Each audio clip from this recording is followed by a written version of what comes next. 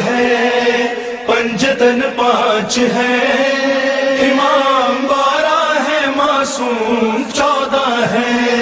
10वीं इमाम जिनका है इसमें जली अली, अल्लाह की तरफ से मिला है लक़ब नकी। सूरत में जिनकी बाप का था हुस्ने मुंजली, सीरत में जिनकी आई नजर सीरत नबी। अल्हम्दुलिल्लाहि रब्बिल आलमीन, अस्सलातु वस्सलामु अला रसूलिहिल करीम व आलिहि त्वय्यबीन अत्ताहिरीन, अम्मा बाद।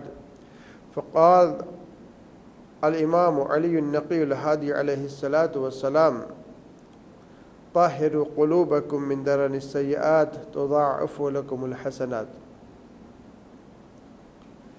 સૌથી પહેલાં આજની મહાન ખુશહાલી અને વિલાદત આપણા 10મા ઇમામે અલી નકી અલૈહિસ્સલામ તમામ મુહિબ્બાન અહલે બેતની સેવામાં અને ખાસ કરીને વક્તના ઇમામ હઝરત મહેદી અજ્જલલ્લાહુ તઆલા ફરજહુ શરીફની મુબારક સેવામાં મુબારકબાદી પેશ કરવામાં આવે છે। ઇમામ અલૈહિસ્સલામની જિંદગી તરફ નજર કરીએ તો આપણા ઇમામ દરેક ઇમામના જેમ અલ્લાહ સુબહાનહુ તઆલા તરફથી હુજ્જત અને લોકો માટે ઇમામ બનીને આવ્યા છે।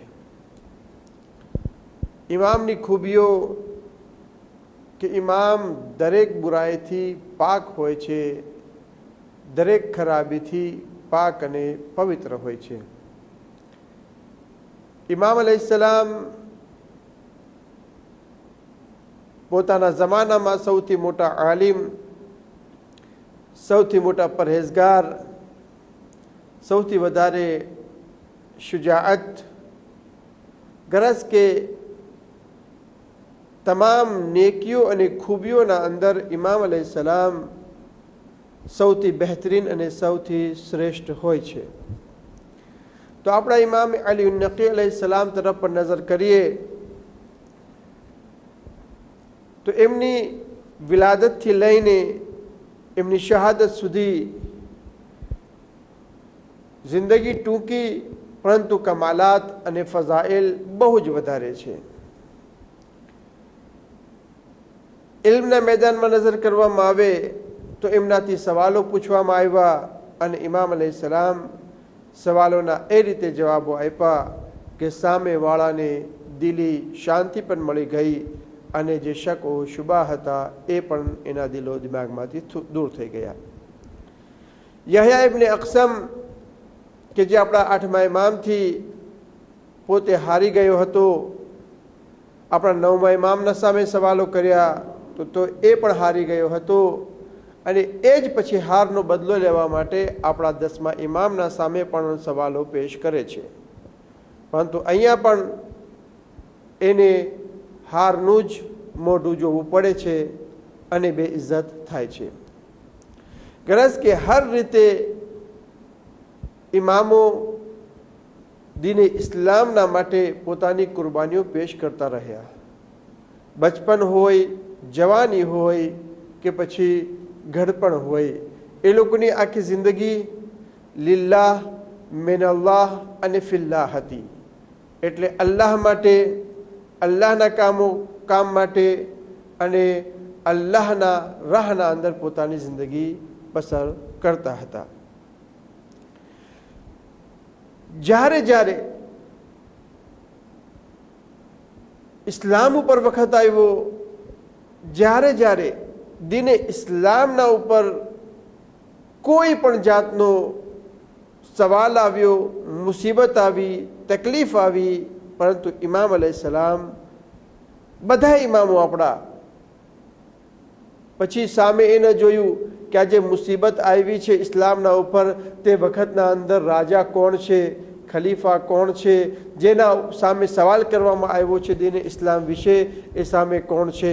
આપણે મૌલા અલી અલૈહિસ્સલામથી લઈને છેલ્લા ઇમામ તરફ નજર કરીએ તો આપણને બધું એક જ દેખાશે કે ભલે ઇમામ અલી અલૈહિસ્સલામ ખિલાફતના ઝાહિરના અંદર ખિલાફત એમના પાસે ન હતી, લોકોએ એક્સેપ્ટ કરી ન હતી, પરંતુ જ્યારે જ્યારે ખલીફાઓના ઉપર ઇસ્લામના વિશે જ્યારે હર્ફ આવે છે, કોઈ આંગળી ચીંધે છે, તો ઇમામ અલી અલૈહિસ્સલામ એ તમામ લોકોના સવાલોના જવાબ આપીને લોકોને એ બતાવવા માંગે છે કે અલ્લાહ તરફથી ખલીફા કોણ છે, અલ્લાહ તરફથી જે બનાવવામાં આવેલા ઇમામ કોણ છે, અને જે દુનિયાના બનાવેલા ખલીફા કોણ છે.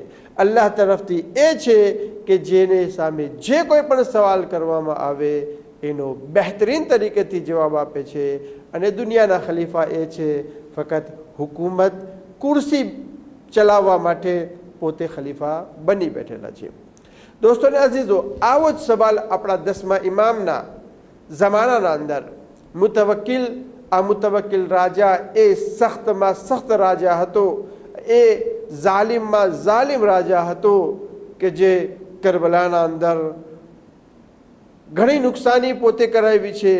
કરબલાના અંદર કબ્રને તોડવાની કોશિશ કરી છે, અને એની તલવારથી ખૂન જે છે હંમેશા સાદાતનું અને મોહિબ્બાને અહેલે બેતનું ટપકતું રહેતું હતું, કોઈને માફ કરતો ન હતો. તો એક વખત એના પાસે એક ઔરત આવીને સવાલ કરે છે કે હું ઝૈનબ બિન્તે અલી અલૈહિસ્સલામ છું. એટલે ઇમામ અલી અને બી ફાતિમા ઝહરાની દીકરી જનાબે ઝૈનબ સલામુલ્લાહ અલૈહા એ પોતે હોવાનો દાવો કરે છે. જ્યારે રાજાએ પૂછ્યું કે દલીલ શું છે, શું કારણે તું પોતે ઝૈનબ બિન્તે અલી હોવાનો દાવો કરે છે, કે મને રસૂલ ખુદાની, મારા નાનાની કે એક દુઆ હતી મારા વિશે કે જ્યારે 40 વર્ષ થઈ જાઓ તો મારી જિંદગી ફરીથી જવાન થઈ જાય, ફરીથી હું જે છે મારો દેખાવ જવાન જેવો થઈ જાય, અને હું ત્યારથી હું જીવતી છું. ઓલમાને ત્યાંના બોલાવવામાં આવ્યા, એટલે એ જમાનામાં જે મુતવક્કિલના સાથે રહેતા હતા એ લોકોને તેડાવવામાં આવ્યા. બધા લોકો જે છે આ સવાલનો કોઈ જવાબ આપી ન શક્યું. જ્યારે ચારો તરફથી માયુસી થઈ ગઈ, મુતવક્કિલ રાજા જે જુલ્મ કરવાવાળો, જે ઝાલિમ હતો, જે સાદાતોને નુકસાન પહોંચાડતો હતો, જે ઇમામને તકલીફ આપતો હતો, પરંતુ જ્યારે આ જવાબોનો કોઈ જવાબ ના આપી શક્યું, ત્યારે કોઈએ કહ્યું કે આનો જવાબ આપવાવાળા તો એક જ છે, અને એને તેડાવવામાં આવે. પૂછ્યું કોણ છે કે જે આનો જવાબ આપી શકે, આ કહી શકે કે આ ઔરત સાચો દાવો કરે છે યા ખોટો દાવો કરે છે, એ કોણ છે? તો હવે મુશ્કિલ કુશાના લાલ મુશ્કિલ કુશાના તરફ કોઈએ કહે છે કે આના સિવાય બીજું કોઈ નથી, અને એ ઇમામે હાદી અલૈહિસ્સલામ એટલે ઇમામે અલી નકી અલૈહિસ્સલામ છે. ઇમામની દરબારના અંદર પેશ કરવામાં આવ્યા, ઇમામ અલૈહિસ્સલામને સવાલ કરવામાં આવ્યો. ઇમામ ફરમાવે છે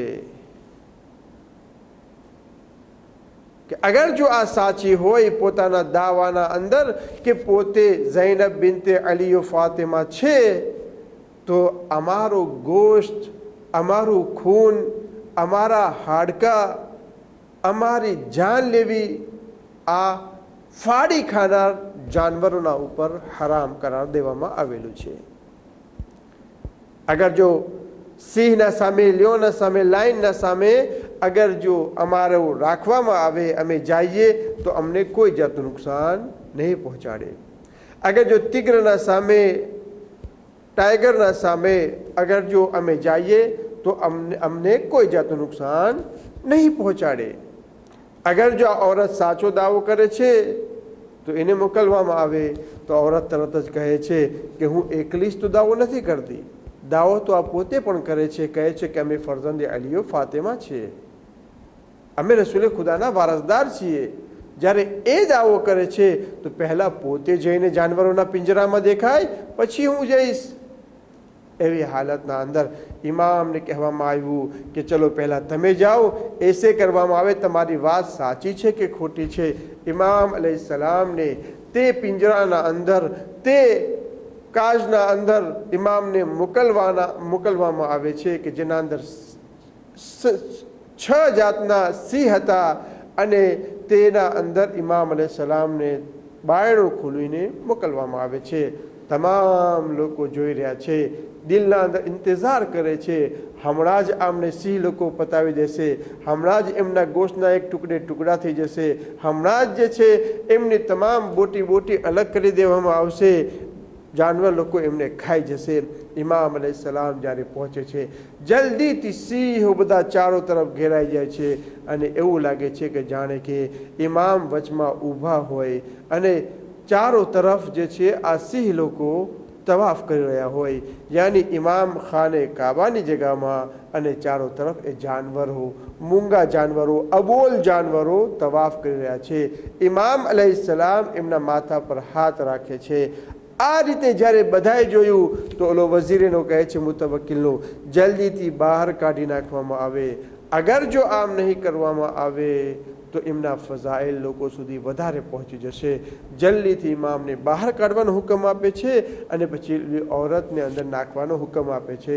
ઔરત રાડ અને ચિલ્લાવા લાગી, હું તો ખોટી છું, મારા ત્યાં ગરીબી આવી ગઈ હતી, ફકીર થઈ ગઈ હતી, ઘરના અંદર પ્રોબ્લેમ્સ હતા, તો હું ચાહ્યું કે આ રીતે નાટક કરીને જરાક પૈસા કમાવી લઉં, જરાક જે છે લોકોના પાસેથી માલ કમાવી લઉં. અને જઈને હુકમ આપે છે નાખવાનો, તો પછી જ્યારે રાડ અને ચિલ્લાઈ તો એ મુતવક્કિલની માં વચમાં આવીને કહે છે અને માફ કરવામાં આવે. તો બહેરહાલ જોયું, ઇમામ અલૈહિસ્સલામના લોકો ચાહતા હતા કે ખત્મ થઈ જાય, પરંતુ જાનવરોએ દેખાડ્યું કે ઇમામ જે અલ્લાહ તરફથી હોય છે એની ફઝીલત અમે પણ જાણીએ છીએ, અમારા નજદીક પણ એની ઘણી બધી ફઝીલત છે. કેમ કે અલ્લાહ તરફથી જે હોય છે, અલ્લાહનો જે ખાસ નુમાયંદો હોય છે, એનો મુકાબલો બીજું કોઈ કરી શકતું નથી. તો ઇલ્મના અંદર, બહાદુરીના અંદર અને દરેક રીતે ઇમામ અલૈહિસ્સલામ મુતવક્કિલને દેખાડી દીધું, ભલે હુકુમત તારા પાસે હોય, ઇન્સાન ઉપર ઝાહિરી તારા હુકુમત હોય, પરંતુ ઇન્સાનના દિલો પર અમારી હુકુમત છે. ભલે તારા પાસે જાનવરો પિંજરાના અંદર બંધ હોય, પરંતુ એ જાનવરોના ઉપર હુકુમત અમારી ચાલે છે. આ છે ઇમામે હાદી અલૈહિસ્સલામની જિંદગીમાંનો એક નમૂનો. એવા ઘણા બધા નમૂના મળે છે. અને આ ઇમામ અલૈહિસ્સલામ જે તમામ ઇમામોના જેમ ફઝાઇલો, કમાલાતના માલિક છે. અલ્લાહ સુબહાનહુ તઆલા પાસે દુઆ માંગીએ, ખુદાયા મુહમ્મદ અને આલે મુહમ્મદ અલૈહિસ્સલામના સદકામાં અમારા દિલોમાં સાચી મોહબ્બત અહલે બેત નસીબ ફરમા. વસલ્લલ્લાહુ અલા મુહમ્મદ.